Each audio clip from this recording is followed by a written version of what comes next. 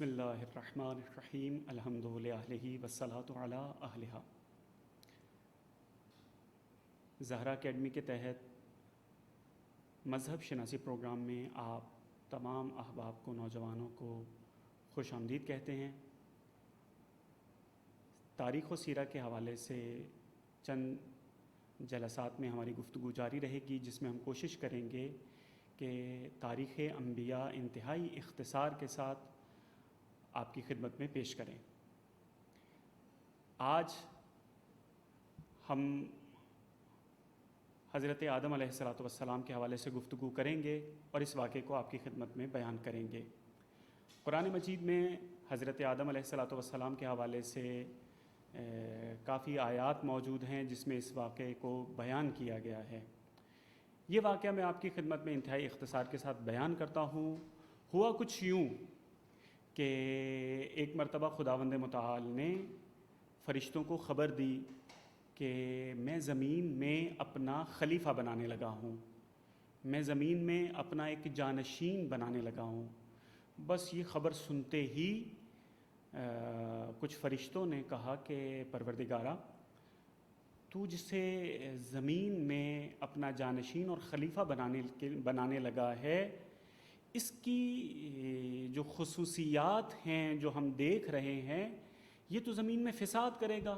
یہ تو زمین کے اندر خون بہائے گا، لڑائی جھگڑا ہوگا، خون ریزی ہوگی۔ تو اس کے بجائے گویا کہہ رہے تھے کہ ہم تیری تسبیح بھی کرتے ہیں، تقدیس بھی کرتے ہیں، اور ہم اس قسم کا زمین میں فساد، لڑائی جھگڑا بھی نہیں کریں گے۔ تو گویا کہ فرشتے پیغام دے رہے تھے کہ خدایا ہمیں بنا دے۔ اس کے جواب میں، فرشتوں کے جواب میں خداوند متعال نے فرمایا کہ انی اعلم ما لا تعلمون، جو میں جانتا ہوں وہ تم نہیں جانتے۔ یہ کہہ کر خداوند متعال نے فرشتوں کو خاموش کروا دیا۔ اس کے بعد اگلا مرحلہ ایسے شروع ہوتا ہے کہ خداوند متعال حضرت آدم کی تخلیق فرماتے ہیں۔ حضرت آدم جب پیدا ہوتے ہیں تو فرشتوں کو کہتے ہیں کہ دیکھو، میں نے اس کو مٹی سے خلق کیا ہے، اب جیسے ہی میں اس میں اپنی روح پھونکوں گا، جیسے ہی اس بدن کو روح کے ساتھ جوڑ دوں گا تو تم سب سجدے میں چلے جانا۔ چنانچہ ایسے ہی ہوا۔ جیسے ہی خداوند متعال نے حضرت آدم میں اپنی روح پھونکی تو تمام کے تمام فرشتے اللہ تعالیٰ کی بارگاہ میں حضرت آدم کے سامنے سر سجود ہو گئے۔ اچھا، فرشتوں کے اندر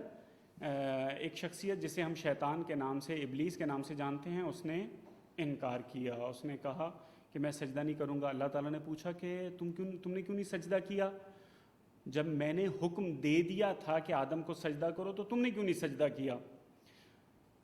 وہ جو شیطان یا ابلیس تھا، اس نے کہا کہ اب اس نے چونکہ حضرت آدم کی پیدائش کے تمام مراحل دیکھے تھے، اس کے سامنے پیدا کیا جا رہا تھا، تو شیطان نے یہ دیکھا تھا کہ آدم کو مٹی سے پیدا کیا جا رہا ہے اور اس میں صرف اللہ کی روح پھونکی گئی، اللہ کی طرف سے روح پھونکی گئی ہے۔ تو شیطان نے کہا کہ اے اللہ، تو نے اس کو مٹی سے پیدا کیا ہے اور مجھے آگ سے پیدا کیا ہے۔ اگر آگ اور مٹی کو باہمی طور پر دیکھا جائے تو آگ افضل ہے، آگ برتر ہے، لہٰذا میں آدم کو سجدہ نہیں کروں گا۔ خداوند متعال کو یہ بات بہت بری لگی اور شیطان کو اپنی بارگاہ سے نکال دیا۔ اب جب شیطان کو اپنی بارگاہ سے نکالا تو شیطان نے اللہ تعالیٰ کی بارگاہ میں عرض کی کہ خدایا، مجھے اتنی مہلت دے کہ میں یہ آدم اور اولاد آدم کو گمراہ کر سکوں، مجھے مہلت دی جائے تاکہ میں ان کو صراط مستقیم سے، سیدھے راستے سے بھٹکا سکوں۔ خداوند متعال نے ایک حد تک شیطان کو مہلت دے دی، یوم معلوم تک کی، ایک خاص دن تک کی شیطان کو مہلت دے دی گئی۔ اچھا، یہ ایک طرف ہے۔ دوسری طرف خداوند متعال نے وہ جو فرشتوں کو کہا تھا اور فرشتوں نے جو مطالبہ کیا تھا، اس کے بعد حضرت آدم کو کچھ اسماء کی، تمام اسماء کی بلکہ تعلیم دی۔ تعلیم دینے کے بعد وہی اسماء فرشتوں کو بھی معلوم تھے، اور اس کے بعد خداوند متعال نے، آپ یہ کہہ سکتے ہیں کہ ایک مقابلہ کروایا یا ایک امتحان لیا دونوں کا، فرشتوں کا بھی اور حضرت آدم کا بھی۔ دونوں کو ان تمام اشیاء کے سامنے لایا گیا. فرشتے صرف اسی حد تک جتنا ان کو تعلیم دیا گیا تھا وہیں تک محدود رہے, لیکن حضرت آدم کو چونکہ عقل سے مزین کیا گیا تھا, حضرت آدم کے سامنے جب وہی چیزیں پیش کی گئی تو حضرت آدم نے ان ناموں کو ان چیزوں کے ساتھ مطابقت دینا شروع کر دی کہ یہ فلاں ہیں, یہ فلاں ہیں, یہ فلاں ہیں, اور اس طرح سے فرشتوں پر اپنی برتری کا اعلان کر دیا. اور روایات کے مطابق انسان ہمیشہ فرشتوں سے برتر ہے, بلکہ یہاں تک ہے کہ معراج کے موقع پر یا اور بہت ساری روایات میں ہے کہ فرشتوں کو کہا گیا, یا مثلا نبی کریم صلی اللہ علیہ وآلہ وسلم نے معراج کے موقع پر حضرت جبرائیل سے کہا کہ جماعت کروائیے, نماز پڑھائیے, تو حضرت جبرائیل نے کہا کہ یا رسول اللہ, جس دن سے ہم نے حضرت آدم کو سجدہ کیا ہے اس دن کے بعد سے ہمیں یہ اجازت نہیں ہے کہ ہم انسانوں کے آگے کھڑے ہوں, انسانوں کی امامت کریں, انسان ہمیشہ ہم سے افضل و برتر ہیں. خیر, حضرت آدم کی پیدائش, خلقت, تخلیق مکمل ہونے کے بعد خداوند متعال نے حضرت آدم کے ساتھ ساتھ حضرت حوا کو پیدا کیا. حضرت حوا کے بارے میں ایک بات معروف ہے کہ انہیں حضرت آدم کی پسلی سے پیدا کیا گیا ہے, لیکن ہماری روایات کے مطابق حضرت حوا کو اس مٹی سے پیدا کیا گیا جو حضرت آدم کی خلقت کے بعد بچ گئی تھی, امام باقر علیہ السلام کی حدیث کی روشنی میں.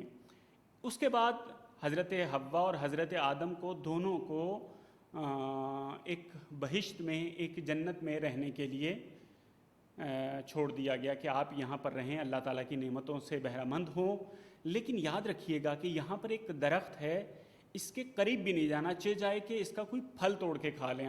آپ نے اس میں سے کچھ نہیں کھانا, بلکہ کوشش یہ کرنی ہے کہ اس کے قریب بھی نہیں جانا. اب شیطان جو حضرت آدم کا دشمن تھا, اس نے کیا کیا, اس نے دیکھا کہ حضرت آدم بہشت میں ہے, شیطان وہاں آیا اور بھیس بدل کے حضرت آدم سے کہنے لگا کہ یہاں دیکھ رہے ہو کتنی نعمتیں ہیں, کتنی خوبصورت جگہیں ہیں اور ہر چیز تمہیں مل رہی ہے, کیا یہ چاہتے ہو کہ ہمیشہ اس جگہ پر رہو؟ حضرت آدم علیہ السلام پہلے تو ہچکچائے اور اس بات کے لیے تیار نہیں ہوئے, یہاں تک کہ شیطان نے قسم کھائی اور کہا کہ میں تمہارا خیر خواہ ہوں, اور اس کی بہکاوے میں اور اس کی باتوں میں آ کر حضرت آدم نے وہ پھل یا وہ درخت جس سے کھانے سے منع کیا گیا تھا اس سے کچھ تناول فرمایا, جس کی وجہ سے وہ لباس قدسی جو ان کے بدنوں پر تھا وہ ہٹ گیا, اور حضرت آدم اور حضرت حوا اور شیطان تینوں کو کہا گیا کہ اب تم زمین پر جاؤ اور ہمیشہ ایک دوسرے کے دشمن رہو گے. حضرت آدم اور حضرت حوا دو مختلف مقامات پر زمین پر نازل ہوئے اور بالآخر ان کا ملاقات ہوئی. حضرت آدم گریہ کرتے رہے اپنی اس غلطی کی بنیاد پر, اور خداوند متعال کی بارگاہ میں توسل کرتے رہے کہ خدا مجھے یہ جو غلطی ہو گئی ہے, یہ جو مجھ سے خطا سرزد ہو گئی ہے, بظاہر اس کو ہم وہ خطائے گناہ نہیں کہتے, لیکن یہ ایک نوع کی خطا ہے, ایک غلطی ہے معمولی سی. تو خداوند متعال نے حضرت آدم کی توبہ قبول فرمائی, اور اس کے بعد حضرت آدم علیہ السلام زمین میں زندگی گزارنا شروع ہو گئے. حضرت آدم کو اللہ تعالیٰ نے مختلف اولادیں عطا کی, یہاں تک کہ ان کی اولاد میں حابیل اور قابیل کے حوالے سے آپ لوگوں نے سنا ہوگا. حابیل اور قابیل, ان میں قاتل کون ہے, مقتول کون ہے, اس کا ایک سادہ سا طریقہ کار میں آپ کو بتا دیتا ہوں. قاف سے قاتل ہے, عام طور پر بچے جو ہیں وہ اس حوالے سے پریشان رہتے ہیں کہ کس نے قتل کیا اور کون قتل ہوا, تو قاف سے قاتل ہے اور قاف ہی سے قابیل ہے, تو لہٰذا یاد رکھیے گا کہ قابیل قاتل ہے. اچھا, ان دونوں بھائیوں کا مسئلہ جھگڑا بعض روایات کے مطابق, اہل سنت کی خاص طور پر روایات کے مطابق شادی کے معاملے پر جھگڑا ہوا, اور اس کا نتیجہ یہ ہوا کہ کس کی بات مانی جائے گی, کون حق پر ہے. تو اس کے لیے حضرت آدم نے کہا کہ تم دونوں خداوند متعال کی بارگاہ میں قربانی پیش کرو, جس کی قربانی پیش ہوگی اور خداوند متعال کی بارگاہ میں قبول کر لی جائے گی اس کی بات مانی جائے گی. چنانچہ حضرت حابیل بھیڑ بکریاں چرایا کرتے تھے اور قابیل نے کھیتی باڑی کا کام شروع کیا ہوا تھا۔ قابیل نے اللہ تعالیٰ کی بارگاہ میں قربانی دینے کے لیے کچھ گھاس پھوس اور کچھ بالیاں اس کی گندم کی رکھ دیں، اور حضرت حابیل نے بہترین قسم کا اپنے گلے میں موجود بھیڑ کا انتخاب کیا اور اسے خداوند متعال کی بارگاہ میں قربانی کے لیے پیش کیا۔ اب جب یہ دونوں قربانی کے سامان یا دونوں چیزیں جب رکھی گئیں خداوند متعال کی بارگاہ میں، تو آسمان سے اس وقت قربانی قبول ہونے کا طریقہ کار یہ ہوتا تھا کہ جس پہ بجلی گرے گی وہ قربانی قبول ہو جائے گی، وہ خدا کی بارگاہ میں پہنچ جائے گی اور دوسری رہ جائے گی۔ چنانچہ حضرت حابیل کی بھیڑ جو تھی اس کے اوپر بجلی گری اور وہ قربانی قبول ہو گئی۔ یہ بات قابیل کے لیے جو ہے وہ بہت ناگوار گزری کہ یہ کیسے ہوا، اور قابیل کے دل میں حضرت حابیل کے لیے بہت کینہ، بہت بغض بھر گیا، اور نوبت یہاں تک پہنچی اور ہوا یہ کہ قابیل نے ایک دن موقع دیکھ کر شیطان کے بہکاوے میں آ کر دیکھا کہ حضرت حابیل سو رہے ہیں پتھر پر سر رکھ کر، تو اس نے ایک پتھر اٹھایا اور حضرت حابیل کے سر پر دے مارا۔ اب وہ جو پتھر دے مارا اس کی وجہ سے حضرت حابیل اس دنیا سے رخصت ہو گئے۔ اب قابیل کو یہ پریشانی لاحق ہوئی کہ اگر حضرت آدم کو پتہ چل گیا تو کیا ہوگا، اور وہ اس پریشانی میں تھا کہ کسی طرح سے میں حضرت حابیل کی اس میت کو چھپا دوں۔ چنانچہ روایات میں ہے کہ چند دن تک تو وہ اپنے ساتھ لیے پھرا، یہاں تک کہ ایک دن اس نے دیکھا کہ 2 کوے آئے اور ان کووں نے آپس میں لڑنا شروع کیا، یہاں تک کہ ایک کوے نے دوسرے کوے کو مار دیا۔ جب دوسرا کوا مر گیا تو پہلے کوے نے زمین کھودی اور زمین کھودنے کے بعد مرے ہوئے کوے کو اس میں دفنا دیا۔ اس پر حابیل کو نہایت شرمندگی ہوئی کہ میرے اندر اتنی عقل بھی نہیں ہے جتنی ایک کوے میں ہوتی ہے۔ چنانچہ قابیل نے حضرت حابیل کو اس طرح سے دفن کر دیا۔ حضرت آدم کو خبر ہوئی، حضرت آدم بہت ناراض ہوئے، خداوند متعال کی بارگاہ میں شکوہ بھی کیا، اور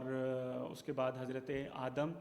اپنی اولاد کو خداوند متعال کی تعلیمات کے مطابق زندگی بسر کرنے کے لیے ہمیشہ تاکید کیا کرتے تھے، یہاں تک کہ حضرت آدم نے اپنے بیٹے حضرت شیث کو،